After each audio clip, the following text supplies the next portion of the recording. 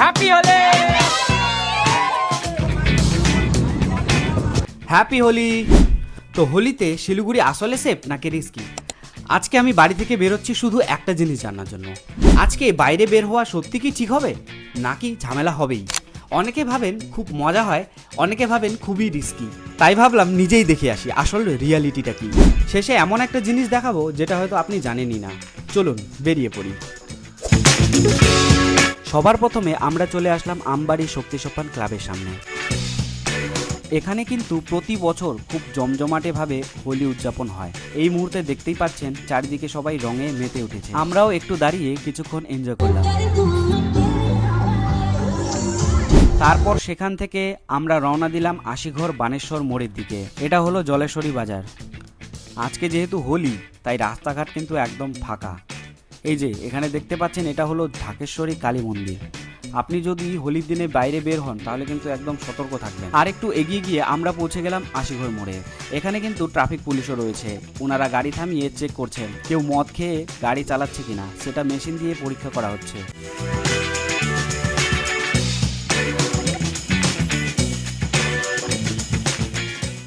আরও একটু সামনে এসে দেখলাম একটা মদের দোকানের সামনে অনেকেই দাঁড়িয়ে আছে, কিন্তু দোকানটা আজকে বন্ধ। এরপর আমরা চলে গেলাম আমাদের এক আত্মীয়ের বাড়িতে।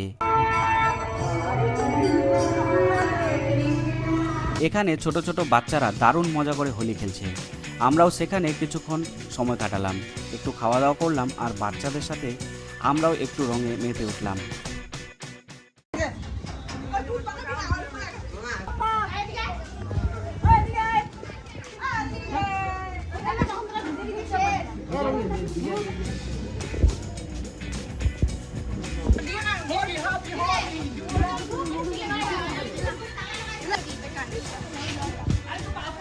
কিছুক্ষণ পর আবার রাস্তায় বেরিয়ে পড়লাম মাটিগাড়ার দিকে।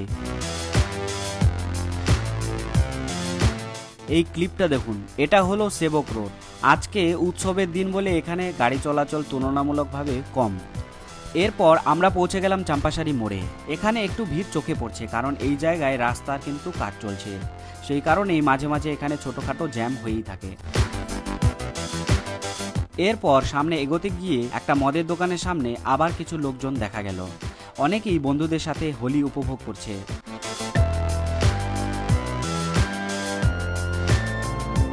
তারপর আমরা চলে এলাম দার্জিলিং মোড়। এখান থেকে কিছু দূর এগোনোর পর আমরা পৌঁছে গেলাম সিটি সেন্টার। সিটি সেন্টার বাইরে থেকে দেখা যাচ্ছে একদম পুরো ফাঁকা রয়েছে, কোনো ভিড় নেই আজকের দিনে। এরপর আমরা ঢুকে পড়লাম মাটিগাড়া বাজারে। এখানেও সাধারণ দিনের তুলনায় অনেক কম মানুষ দেখা যাচ্ছে। এখানে একটু ঝামেলা হয়েছে বলে মনে হচ্ছে। একজন আবার মদ খেয়ে রাস্তার পাশে পড়ে আছে দেখুন। যাই হোক, এরপর আমরা আরেকটা আত্মীয়ের বাড়িতে গেলাম। পথে যেতে যেতে দেখলাম গলির মধ্যে সাউন্ড সিস্টেম লাগিয়ে অনেকে হোলি খেলছে। কেউ নাচছে, আবার কেউ বন্ধুদের সাথে রঙে মেতে আছে। আমরাও সেখানে কিছু সময় কাটালাম।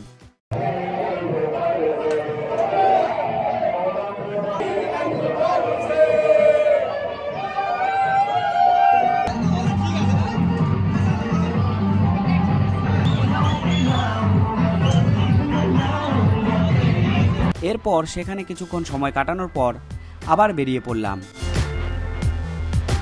এই রাস্তাটা হলো জংশনের রাস্তা। এখানেও কিন্তু একদম ফাঁকা দেখুন। তারপর আমরা পৌঁছে গেলাম এআরভিউ মোড়। এখানে কয়েকটা বাইক আর গাড়ি চলাচল করতে দেখা যাচ্ছে।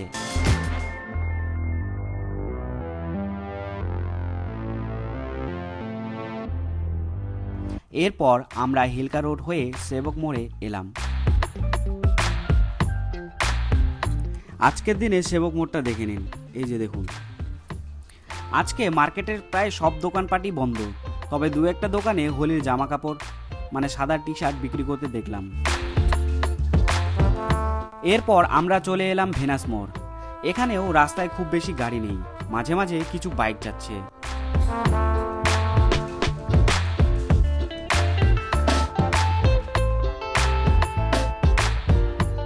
ভেনাস মোড় থেকে কোটমোড়ের রাস্তা দিয়ে গলির ভেতর দিয়ে আমরা সোজা চলে গেলাম শিলিগুড়ি কলেজের দিকে। এখানে কিন্তু অনেকেই রাস্তার পাশে বসে খাওয়া দাওয়া করছেন। এই যে দেখুন, কলেজের ভেতরে আজ কোনো অনুষ্ঠান নেই, তবে বাইরে কয়েকজন ছেলে মেয়ে নিজেরাই স্পিকার লাগিয়ে গান চালিয়ে হোলির মধ্যে খুব এনজয় করছে।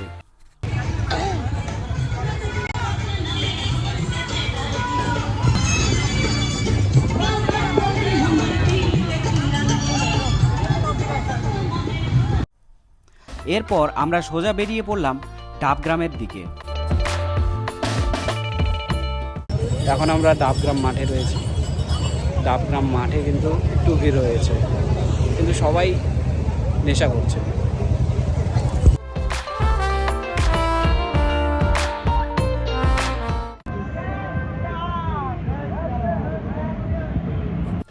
এখানে বেশ উৎসবের আমেজ দেখা যাচ্ছে। অনেকে বন্ধুদের সাথে রং খেলছে, কেউ আবার গল্পে মেতে আছে। আমরাও এখানে কিছুটা সময় কাটালাম আর একটা রিল বানালাম।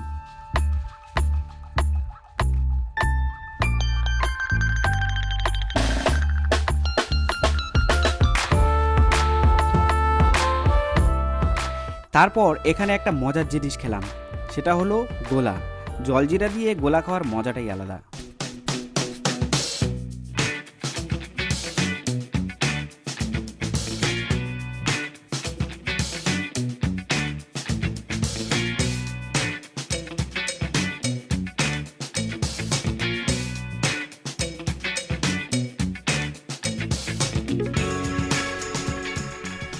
এদিকে সবাই বেশ আনন্দ করে হোলি উদযাপন করছে। এই যে দেখুন,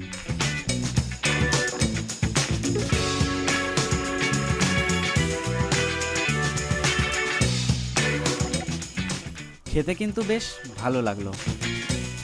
তারপর একটু দাঁড়িয়ে চারপাশটা দেখছিলাম, একটা কুকুরকে একটু খাবারও দিলাম।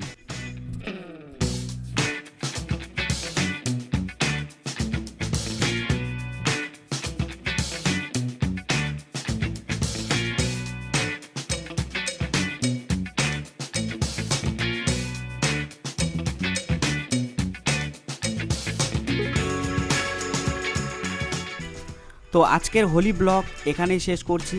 আপনি যদি শিলিগুড়ি বা নর্থ বেঙ্গলের এরকম ভিডিও দেখতে ভালোবাসেন, তাহলে সাবস্ক্রাইব করে অবশ্যই পাশে থাকবেন। দেখা হবে পরের ভিডিওতে। ধন্যবাদ।